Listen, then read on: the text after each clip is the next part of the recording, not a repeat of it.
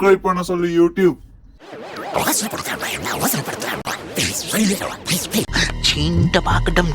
உலகத்துல 7வது பெரிய பரப்பளவு வச்சிருக்கக்கூடிய நாடான இந்தியாவோட கடல் எல்லையை பகிர்ந்துட்டு இருக்கக்கூடிய ஒரு சின்ன தீவு நாடு தாங்க இலங்கை. இங்க கடந்த சில வருஷத்துக்கு முன்னாடி என்ன நடந்ததுன்னா, அங்க ஆட்சி செஞ்சுட்டு இருந்த ராஜபக்சே குடும்பம் மக்களுக்கு ஒத்து வராத சில திட்டங்களை அங்க அறிமுகம் பண்ணாங்க. இது மட்டும் இல்லாம பக்கத்துல இருக்கக்கூடிய நம்பிக்கையான நாடான இந்தியாவை விட்டுட்டு சீன அரசாங்கம் அதிகமா கடன் கொடுக்கறாங்கன்னு சீனா கிட்ட அளவு கடந்த கடனை வாங்கி குவிச்ச இலங்கை அரசாங்கம் ஒரு கட்டத்துல சீன அரசாங்கம் கடனை திரும்ப கேட்டு நெருக்கடி கொடுக்க ஆரம்பிச்சதுக்கு அப்புறம் பணத்தை திரும்ப கட்ட முடியாம இலங்கை அரசாங்கம் ரொம்பவே கஷ்டப்பட ஆரம்பிச்சாங்க. இப்படி படிப்படியா சீனாவுடைய கடன் வலையில முழுக ஆரம்பிச்ச இலங்கை சீன அரசாங்கம் கட்டி கொடுத்த ஹம்மந்தோட்டா துறைமுகத்தை அவங்க கிட்டயே 99 வருஷம் லீஸுக்கு விட்டாங்க. இது மட்டும் இல்லாம பல சீன நிறுவனங்களையும் இலங்கைக்குள்ள அனுமதிச்சாங்க. மேலும் சீன ராணுவம் எப்ப வேணா இலங்கைக்கு வந்துட்டு போற மாதிரி அதுக்கான அனுமதியும் கொடுத்து விட்டாங்க. இப்படி படிப்படியா இலங்கை அரசாங்கம் பண்ண ஒவ்வொரு தப்போடைய விளைவா இலங்கையோடைய பொருளாதாரம் முழுசா வீழ்ச்சி அடைஞ்சு அங்கத்தி விலைவாசின்றது உச்சக்கட்டத்தை எட்ட ஆரம்பிச்சது. சாப்பாட்டுக்கு 1 கிலோ அரிசி கூட வாங்க முடியாம இலங்கை மக்கள் ரொம்பவே வறுமையில வாட ஆரம்பிச்சாங்க. ஒரு கட்டத்துல பொறுமை இழந்த இலங்கை மக்கள் கொதிச்சு எழுந்து நாடு முழுக்க மிகப்பெரிய அளவுல போராட்டம் பண்ண ஆரம்பிச்சாங்க. இதோட விளைவா அதிபர் பதவியை ராஜினாமா பண்ண கோத்தபய ராஜபக்சே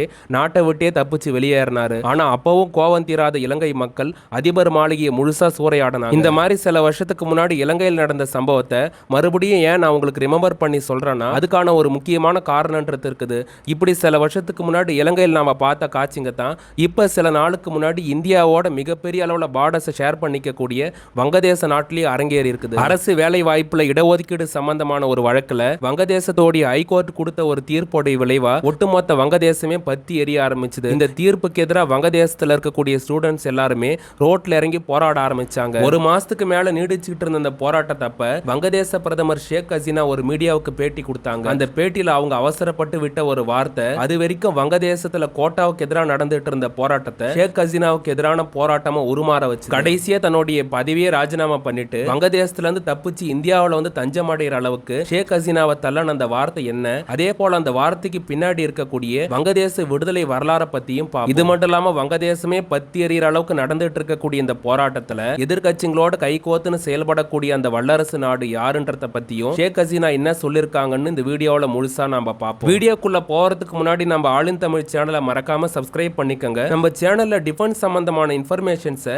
ஷார்ட்ஸாவும் நம்ம கொடுத்துட்டு வரோம். அதே போல ஃபுல் லென்த்தான வீடியோஸாவும் நம்ம கொடுத்துட்டு வரோம். சேனல்ல இருக்கக்கூடிய வீடியோஸையும் ஷார்ட்ஸையும் நீங்க பார்க்க மேல இருக்கக்கூடிய ஐகார்டை கிளிக் பண்ணி உள்ள போய் பார்க்கலாம். தொடர்ந்து நம்மளுடைய சேனலுக்கு உங்களுடைய ஆதரவு கொடுங்க. இப்போ வாங்க வீடியோக்குள்ள போலாம். ஆசிய கண்டத்துல பெரிய நிலப்பரப்பை வச்சிருக்கக்கூடிய நாடான இந்தியா சீனா, பாகிஸ்தான், நேபாள நாட்டோட எப்படி தன்னுடைய பார்டர்ஸை ஷேர் பண்ணிக்கிறாங்களோ அதே போல தன்னுடைய வடகிழக்கு மாநிலங்களை ஒட்டி அமைஞ்சிருக்கக்கூடிய வங்கதேச நாட்டோடையும் பெரிய அளவுல தன்னுடைய பார்டர்ஸை ஷேர் பண்ணிக்கிறாங்க. இந்தியாவை பொறுத்த வரைக்கும் 1947ல சுதந்திர வாகன ஆரம்ப காலத்துல இருந்து இப்ப வரைக்குமே தன்னை சுத்தி இருக்கக்கூடிய சின்ன நாடுகளுக்கு எல்லா வகையிலையும் துணையா நிப்போன்ற ஒரு கொள்கையை ஃபாலோ பண்ணிட்டு வராங்க. அந்த அடிப்படையில தான் இந்தியாவுக்கு பக்கத்துல இருக்கக்கூடிய நேபாளம், பூட்டான், இலங்கை, மாலத்தீவு, அதுக்கப்புறம் மொரீஷியஸ், இது மட்டும் இல்லாம 1971ல இந்தியாவாலே உருவாக்கப்பட்ட நாடான வங்கதேச நாட்டுக்குமே உள்கட்டமைப்பு, அதுக்கப்புறம் பாதுகாப்பு சம்பந்தமான விஷயங்களுக்கும் இந்தியா உதவி பண்ணிட்டு வந்துட்டு இருக்காங்க. இந்தியாவுடைய மேற்கு வங்காளம், அசாம், திரிபுரா, மேகாலயா, மிசோரம் மாநிலத்தோட பார்டர்ஸ் ஷேர் பண்ணிக்கிட்டு இருக்க சின்ன நாடான வங்கதேசத்துல 17 கோடிக்கு அதிகமான மக்கள் வாழ்ந்துட்டு இருக்காங்க. இந்தியாவை போலவே டெமோக்ராட்டிக் கண்ட்ரியான வங்கதேசம் உலக அளவுல டெக்ஸ்டைல் இண்டஸ்ட்ரீஸ் உடைய உற்பத்தியில முன்னணியில இருக்கக்கூடிய நாடாவும் இருக்காங்க. இது மட்டும் இல்லாம ஆசியாவுல வேகமா வளர்ந்துட்டு வரக்கூடிய பொருளாதாரமாவும் வங்கதேசம் முன்னேறி வந்துட்டு இருந்தாங்க. இப்படி இருக்கக்கூடிய வங்கதேச நாட்டை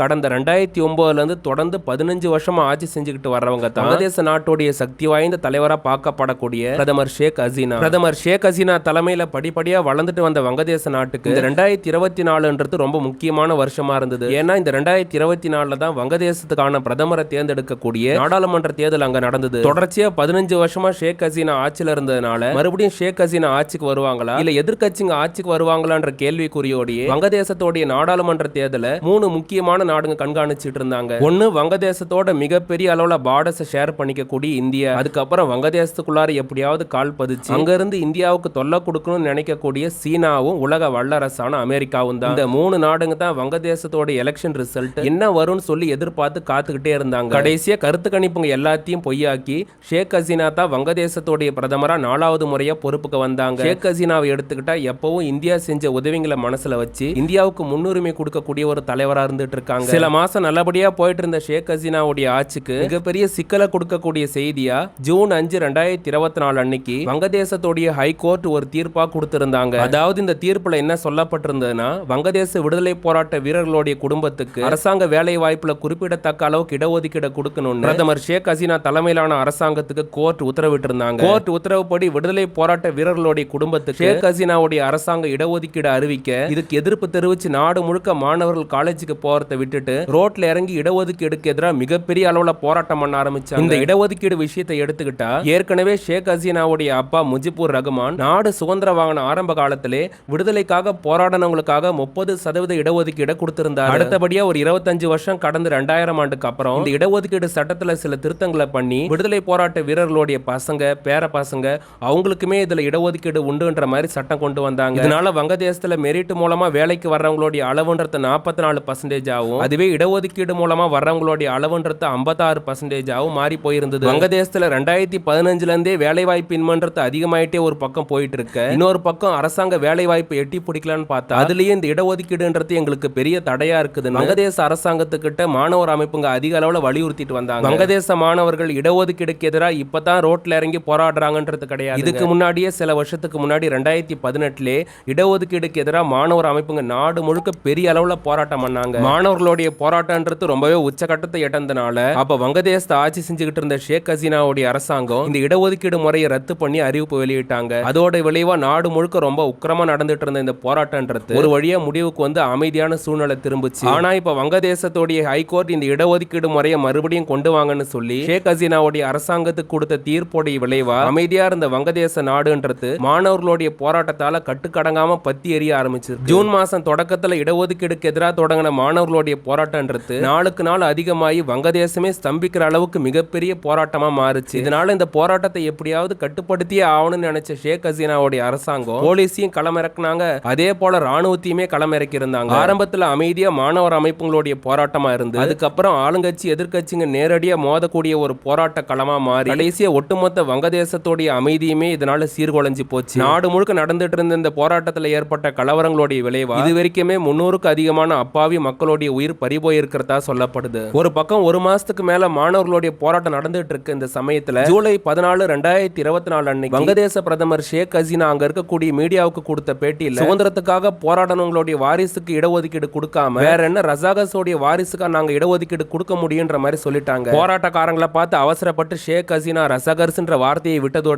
விளைவா கோவத்தோடைய உச்சத்துக்கே போன மாணவர் அமைப்புங்க அது வரைக்கும் இடஒதுக்கீடுக்கு எதிராக போராடிட்டு இருந்த அவங்க எல்லாம் அந்த நிமிஷத்துல இருந்து ஷேக் ஹசீனாவுடைய அரசாங்கத்துக்கு எதிராக போராட ஆரம்பிச்சாங்க. மாணவர் அமைப்புங்க இந்த அளவுக்கு கோவப்படுறதுக்கு காரணமா இருக்கக்கூடிய ரசகர்ஸுக்கும் வங்கதேச விடுதலைக்காக போராடின விடுதலை போராட்ட வீரர்களுக்கும் உள்ள இடைப்பட்ட வித்தியாசத்தை பத்தி ஃபர்ஸ்ட் தெரிஞ்சுக்குவோம். 1948க்குள்ள இந்தியன் சப்கான்டினென்ட்டுக்கு சுதந்திரம் கொடுக்க முடிவு பண்ண பிரிட்டன் பிரதமர் கிளெமெண்ட் அட்லி அதுக்காக லார்ட் மவுண்ட் பேட்டனை இந்தியாவுக்கு அனுப்பி வச்சாரு. நிர்ணயிச்ச வருஷத்துக்கு முன்னாடியே 1947 இந்தியாவுக்கு சுதந்திரம் கிடைச்சது. ஆனா மேற்கு பஞ்சாபையும் கிழக்கு வங்காளத்தையும் ஒன்னா சேர்த்து பாகிஸ்தான்ற பேர்ல புதிய நாட்டையும் உருவாக்கி இருந்தாங்க பிரிட்டன் அரசாங்கம். சுதந்திர வாகன ஆரம்ப காலத்துல இருந்தே மேற்கு பாகிஸ்தானை ரூல் பண்ண ஆட்சியாளர்கள் எல்லாமே கிழக்கு பாகிஸ்தான் மக்கள் மேல அதிகப்படியான அடக்குமுறை காட்டுறது மேலும் அவங்களுக்கு எதிரான பல காரியங்கள்ல ஈடுபட்டு இருந்தாங்க. இந்த மாதிரியான ஒரு சிச்சுவேஷன்ல 1970 நடந்த பாகிஸ்தானுடைய பார்லிமெண்ட் எலெக்ஷன்ல மேற்கு பாகிஸ்தானை சார்ந்த ஜுல்ஃபிகர் அலி பூட்டோவும் கிழக்கு பாகிஸ்தானை சார்ந்த முஜிபுர் ரஹ்மானும் நேரடியான போட்டியாளர்களா இருந்தாங்க. கடைசியா மேற்கு பாகிஸ்தான் கொஞ்சமும் எதிர்பார்க்காத வகையில கிழக்கு பாகிஸ்தான் ஆர்ஜனா கொண்ட கட்சியான அவாமி லீக் பாகிஸ்தானுடைய பார்லிமெண்ட் எலெக்ஷன்ல அதிக இடங்கள்ல ஜெயிச்சு பாகிஸ்தானுடைய ஆட்சி அதிகாரத்தை முழுசா கைப்பற்றினாங்க. ஆனா அவாமி லீக் கட்சி அடைஞ்ச வெற்றி ஏத்துக்க மனசில்லாத மேற்கு பாகிஸ்தான் ரூலர்ஸும் பாகிஸ்தான் ராணுவமும் என்ன சொன்னாங்கன்னா முஜிபுர் ரஹ்மானுடைய கட்சி அடைஞ்ச வெற்றின்றது முழுசா செல்லாதுன்னு அறிவிச்சாங்க. அடுத்த கட்டமா மார்ச் மாசம் 1971 கிழக்கு பாகிஸ்தான் மக்கள் கிட்ட உரையாற்றின அவாமி லீக் கட்சியோடைய தலைவரான ஷேக் முஜிபுர் ரஹ்மான் இதுக்கு மேலேயே நாம மேற்கு பாகிஸ்தான் மக்களோட இணைஞ்சு செயல்பட முடியாது, அதனால இந்த நிமிஷத்துல இருந்து கிழக்கு பாகிஸ்தான் வங்காளதேசன்ற பேர்ல புதிய நாடா அறிவிக்கிறதா பிரகடனம் பண்ணாரு. இந்த சம்பவத்துக்கு அப்புறம் கிழக்கு பாகிஸ்தான் மேல தாக்குதல் நடத்த ஆரம்பிச்ச பாகிஸ்தான் ராணுவம் கூடவே வங்கதேச விடுதலை போரையும் தொடங்கி வச்சாங்க. இந்த வங்கதேச விடுதலை போர்ல விடுதலைக்காக முக்தி பாகினின்ற அமைப்பும் உருவாச்சு. கூடவே மேற்கு பாகிஸ்தானுக்கு ஆதரவா செயல்படக்கூடிய ரசகர்ஸ் என்ற துணை ராணுவ படையும் வங்கதேசத்துல உருவாச்சு. ஷேக் ஹசீனா தன்னுடைய பேட்டியில குறிப்பிட்ட இந்த ரசகர்ஸ் தான் வங்கதேச போர் அப்ப பெண்களுக்கு எதிரான குற்றங்கள்லயும் ஈடுபட்டாங்க. அதே மாதிரி எக்கச்சக்கமான அப்பாவி மக்களுடைய உயிர் பறிபோக காரணமா இருந்தாங்க. இந்த போரோடைய கடைசி கட்டமா டிசம்பர் 3, 1971 அன்னைக்கு வங்கதேச போர்ல நேரடியா கால் பதிச்ச இந்தியன் ஆர்ம்டு போர்சஸ் 13 நாள்ல இந்த போரை முடிவு கொண்டு வந்து 90,000 பாகிஸ்தான் சோல்ஜர்ஸையும் சரணடைய வச்சாங்க. மேலும் இது மட்டும் இல்லாம வங்கதேசன்ற புதிய நாட்டையும் உலகத்துல உருவாக்கி கொடுத்தாங்க. இப்படி ரசகர்ஸ்ன்ற வார்த்தையால பிரதமர் ஷேக் ஹசீனாவுக்கு எதிராக திருமண போராட்டம்ன்றது ஒரு கட்டத்துல உச்சகட்டத்தை எட்டி தலைநகரமான டாக்காவே முழுசா ஸ்தம்பிக்கிற அளவுக்கு லட்சக்கணக்கான போராட்டக்காரங்க டாக்கா பகுதியை முழுசா முற்றுகையிட ஆரம்பிச்சாங்க. ஒரு கட்டத்துல போராட்டக்காரங்க அதிபர் மாளிகையை முற்றுகையிட முயற்சி பண்ணதுனால ஆகஸ்ட் 5, 2024 அன்னைக்கு வங்கதேசத்தோடைய ராணுவ தளபதி உஸ் ஜமானுடைய உத்தரவுப்படி பிரதமர் ஷேக் ஹசீனா தன்னுடைய பதவியை ராஜினாமா பண்ணிட்டு வங்கதேசத்துல இருந்து ஹெலிகாப்டர் மூலமா இந்தியாவுக்கு தப்பிச்சு வந்தாங்க. அங்கத்திய உச்சநீதிமன்றம் முன்னாள் விடுதலை போராட்ட வீரர்களுடைய வாரிசுக்கான இடஒதுக்கீடு 5% குறைச்சி அதே போல மெரிட்ல வர்றவங்களுக்கான இடஒதுக்கீடு 93% மாத்தி இருந்தாலும் ஷேக் ஹசீனா போராட்டக்காரங்களை பார்த்து சொன்ன அந்த வார்த்தையோடைய விளைவு தான் அவங்களுக்கு இந்த மாதிரியான ஒரு மோசமான சூழ்நிலை ஏற்பட காரணம்னு சொல்லப்படுது. வங்கதேசத்துல அமைதியா நடந்துட்டு இருந்த இந்த போராட்டம் மிகப்பெரிய கலவரமா மாறினதுக்கு பின்னாடி பாகிஸ்தானுடைய உளவு அமைப்பும் இது மட்டும் இல்லாம மாலத்தீவு போல வங்கதேசத்தையும் தன்னுடைய கட்டுப்பாட்டு கீழே கொண்டு வரதுக்காக சீனாவுமே இந்த மாதிரியான வேலையில் ஈடுபட்டிருக்க அதிக வாய்ப்பு இருக்குதுன்னு சர்வதேச ஊடகங்கள் சொல்றாங்க. இவங்க எல்லாரையும் தாண்டி இந்த வங்கதேச பிரச்சனைக்கு பின்னாடி உலக வல்லரசான அமெரிக்காவுடைய பங்குமே பெரிய அளவுல இருக்கிறதா சொல்லப்படுது. ஆசிய கண்டத்துல பெரிய நாடா இருந்துட்டு இருக்கக்கூடிய சீனாவை கண்காணிக்கிறதுக்கு தென்சீன கடல் பரப்புல 100க்கும் அதிகமான ராணுவ தளங்களை வச்சிருக்கக்கூடிய அமெரிக்காவுக்கு தென்கிழக்கு ஆசிய நாடுகள்ல இந்தியாவை கண்காணிக்கிறதுக்கு ஏதுவான எந்த ராணுவ தளமே இல்லாதது அவங்களுக்கு நீண்ட காலமா பெரிய நெருடலா இருந்துட்டு இருக்கு. ஏற்கனவே இதுக்காக இலங்கையோடைய திரிகோணமலையை அமெரிக்கா குறி வச்சப்ப இந்தியாவுடைய எதிர்ப்பு காரணமா அமெரிக்கா அந்த முடிவுல இருந்து பின் வாங்கினாங்க. ஆனா இப்ப வங்கதேசத்துடைய செயின்ட் மார்டின் தீவுல ராணுவ தளத்தை அமைக்கிறது மூலமா தன்னுடைய பிரம்மாண்ட ராணுவத்தை வங்காள விரிகுடா கடல் பகுதியில் நிலைநிறுத்தி அங்கிருந்து இந்தியாவை கண்காணிக்க நினைக்கிறாங்க. இந்தியாவில தஞ்சம் அடைஞ்சிருக்கக்கூடிய ஷேக் ஹசீனா ரீசெண்டா என்ன சொல்லிருக்காங்கன்னா, அமெரிக்கா ராணுவ தளம் அமைக்கிற முயற்சிக்கு நான் ஒத்துழைக்காதனால தான் நான் நாட்டை விட்டே வெளியேற்றப்பட்டிருக்கன்ற மாதிரி அவங்க சொல்லியிருக்காங்க. நம்ம வீடியோ முழுசா பார்த்ததுக்கும் நம்ம சேனலுக்கு நீங்க தொடர்ந்து கொடுக்குற ஆதரவுக்கும் ரொம்ப நன்றி. நம்ம சேனலை பார்க்குற நேயர்களுக்கு நாங்கள் வைக்கிற ஒரு ரெக்வஸ்ட் என்னன்னா, உங்களுக்கு இந்த வீடியோ பிடிச்சிருக்குன்னா ஃபேமிலி அண்ட் ஃப்ரெண்ட்ஸுக்கு ஷேர் பண்ணுங்க, அவங்களையும் சப்ஸ்கிரைப் பண்ண சொல்லுங்க, பக்கத்தில் இருக்க நோட்டிஃபிகேஷன் பட்டனை ஆன் பண்ணிக்கோங்க. அப்போ தான் நாங்கள் போடுற எல்லா வீடியோஸும் உங்களுக்கு நோட்டிஃபிகேஷனாக வந்து சேரும். அது இல்லாமல் நாங்கள் சேனலில் ஷார்ட்ஸும் கூடவே நிறைய வீடியோவும் பண்ணிகிட்ருக்கோம். இதுக்கப்புறம் அடிக்கடி வீடியோஸ் நிறையா வரும், அதையும் பார்த்து ஆதரவு கொடுங்க. உங்களுக்கு ஏதாவது குறையோ இல்லை வேறு இந்த பாயிண்ட்டை விட்டுட்டீங்க பிரதர் அப்படின்ட்டு நீங்கள் சொல்கிறதா இருந்தால் கமெண்ட்ஸ் இருக்குது, கமெண்ட்டில் போயிட்டு நீங்கள் உங்களோட கருத்தை வந்து பதிவு செய்யலாம். நல்ல கருத்துக்களை பதிவு செய்யுங்க, யாரையும் திட்டாதீங்க. இருக்கிற நல்ல விஷயங்களை மக்களுக்கு வந்து நீங்களும் கமெண்ட்ஸ் மூலமாக தெரிவிக்கலாம். கூடவே நீங்கள் எங்களுக்கு ஏதாவது உதவ நினச்சா சூப்பர் தேங்க்ஸ் இருக்குது, உங்களால் முடிஞ்சதை சூப்பர் தேங்க்ஸ் மூலமாக கொடுக்கலாம். உங்கள் எல்லாரையும் அடுத்து ஒரு நல்ல வீடியோவில் வந்து சந்திக்கிறோம். அது வரைக்கும் விடைபெறுவது all in Tamil. Listen, Gabbar. Bye, guys.